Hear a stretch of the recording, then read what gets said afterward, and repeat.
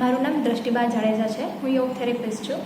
તો આજકાલ આપણી લાઇફસ્ટાઇલ ચેન્જ, આપણું જે આજકાલનું જમવાનું એ બધું જે ચેન્જ થયું છે તો એના લીધે કઈ બધી આપણને ડિઝીઝ થઈ શકે. તો એમાંથી એક નેક પેઇન છે. તો નેક પેઇન આપણે જ્યારે લાંબા સમય સુધી એક જ પોઝિશનમાં બેસ્યા રહીએ ત્યારે આપણને નેક પેઇન થાય છે.